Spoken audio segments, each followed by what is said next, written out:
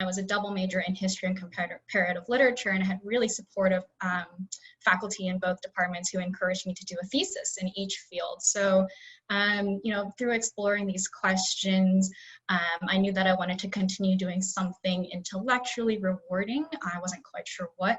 Had a good stroke of luck and was able to get a Fulbright research scholarship to Hong Kong. So there are a few things that I think comparative literature really offered to me. So the first one is that comparative literature really exposed me to a lot of theories and ideas that I would have never encountered elsewhere. And I think primarily of, you know, texts like Orientalism by Edward Said. I think about the entire field of subaltern studies, post-colonial theory, that comparative literature exposed me to. This was stuff I would never have encountered, even though I was taking history classes, for example, about, you know, the modern Middle East. And so these kinds of theories really unsettled the ways that I thought about power, you know, in very traditional kind of great man history. We think of power in relation to wars, to violence, to, you know, state power. And comparative lit really pushed me to think differently and creatively about how we experience inequities, how we experience the world, how we experience, you know, all the sort of different intersectional factors that make up our everyday human experiences.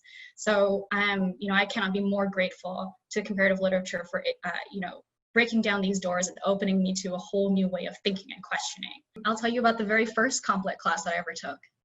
It was with Roberto Diaz. I still remember the name because it was amazing. It was called Europe and the Writing of Others. And it's just such a layered title right there. So I didn't really know what to expect. Sitting in class the first day, Professor Diaz walks in and starts on the chalkboard. He writes the word exotic in the middle of the chalkboard. And he asks, okay, what does this mean to you? What is exotic?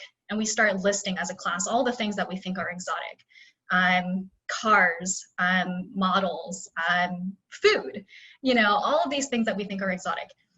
And as he's doing this exercise with us, like, it eventually becomes clear that this is something that is much bigger than just talking about objects or, I don't know, you know, something from another country. This is something much larger.